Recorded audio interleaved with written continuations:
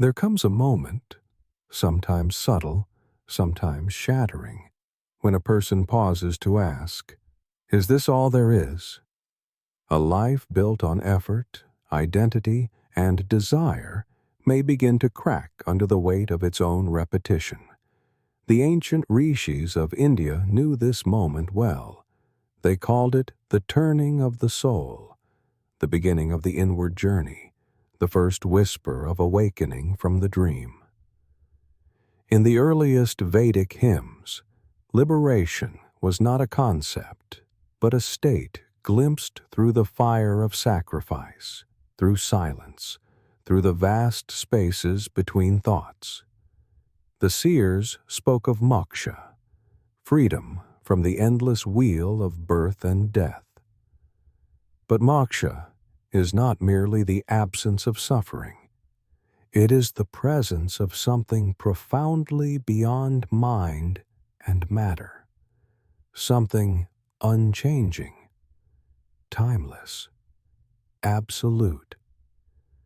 As the teachings evolved through the Upanishads, Moksha became the central purpose of human life: to know the self, to see through Maya, the great illusion, and return to the eternal essence. If this resonates with you, take a moment. Breathe deeply. Write in the comments, "I am more than this illusion." And if the path calls to you, support the journey by liking this video and subscribing to the channel. Vedanta, the philosophy that distills these ancient insights, declares that you are already free.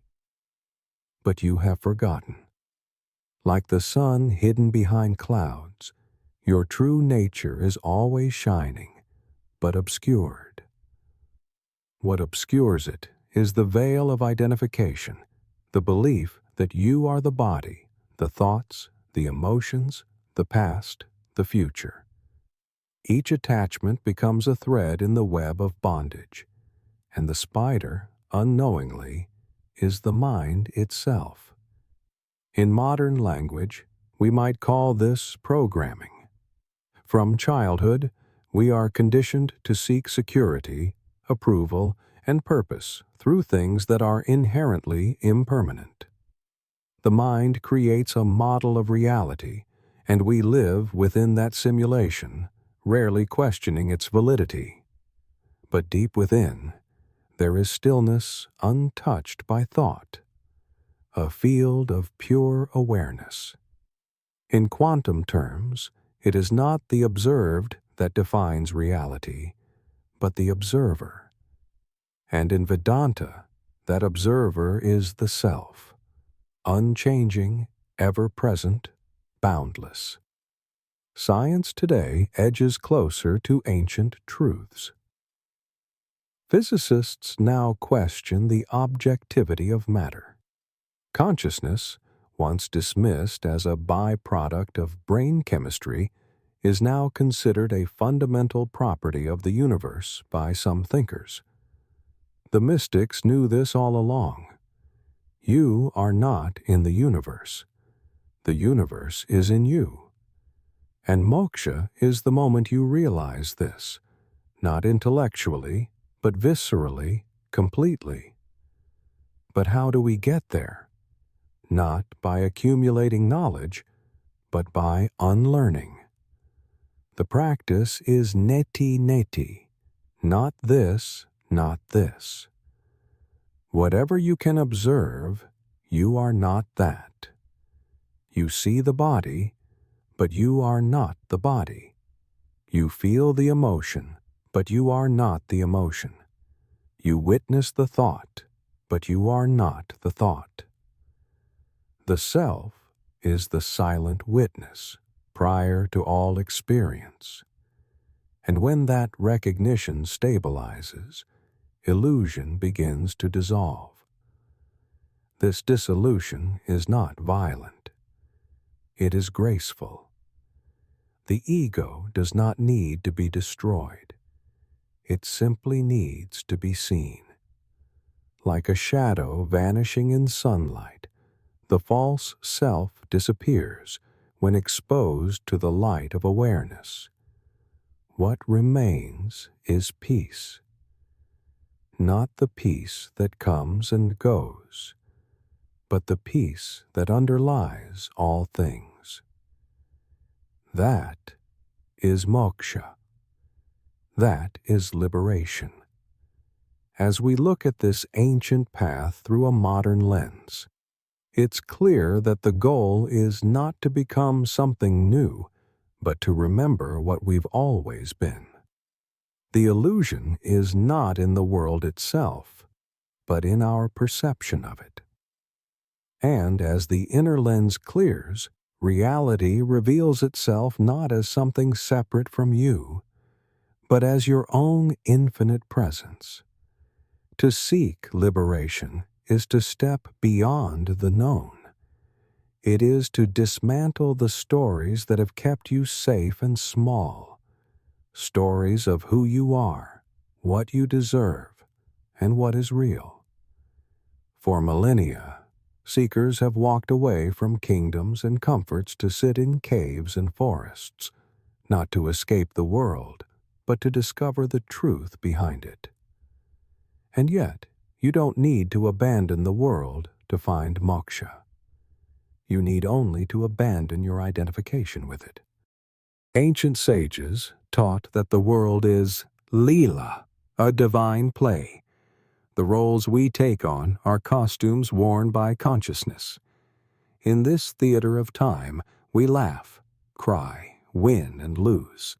But beneath it all, the actor remains unchanged. Moksha is the moment the actor wakes up in the middle of the play and remembers they are not the role. This awakening does not invalidate life, it sanctifies it. You still walk, speak, and feel, but without the weight of false identity. In today's world, the pace of life often pulls us outward. Screens, schedules, stimulation, all reinforcing the illusion of separation. But even within this modern chaos, the ancient wisdom remains accessible. The stillness you seek is not elsewhere. It is beneath the noise. Meditation, mindfulness, and inquiry are not spiritual hobbies. They are tools for excavation. They reveal the foundation beneath the shifting sands of thought. When the Buddha was asked what he had gained through enlightenment, he said, "Nothing, but I have lost everything that was false." This is the essence of moksha. It is not a gain, but a release. A release from fear, from craving, from the illusion of control. And paradoxically, in letting go, you find the deepest freedom. Not a freedom that depends on external conditions, but one that remains unshaken, even as the world shifts. The wheel of samsara, birth, death, and rebirth, spins through countless lifetimes. It is not merely a cycle of physical reincarnation, but a symbol of the mind's compulsive repetition. Each unexamined thought, each attachment, each aversion, keeps the wheel turning. To attain moksha is to step off the wheel, not by force, but by clarity. By seeing that there was never truly a wheel, only a dream within consciousness. The sages pointed to Brahman, the infinite, the formless, the reality beyond form. They said, "Tat tvam asi," you are that. Not metaphorically, literally. The same force that gives rise to galaxies also breathes through you. But until this is realized, not just believed, the illusion persists. So long as you see yourself as a fragment, fear will follow. But when the wave realizes it is the ocean, there is no longer anything to fear. Even modern neuroscience is beginning to align with these teachings. Studies show that the sense of a separate self is constructed by brain activity and can be deconstructed through meditation and focused inquiry. The sense of I is not permanent. It is a process, a story. When the process stops, even momentarily, there is a vast peace, and in that space, the truth can be glimpsed. But glimpses are not enough.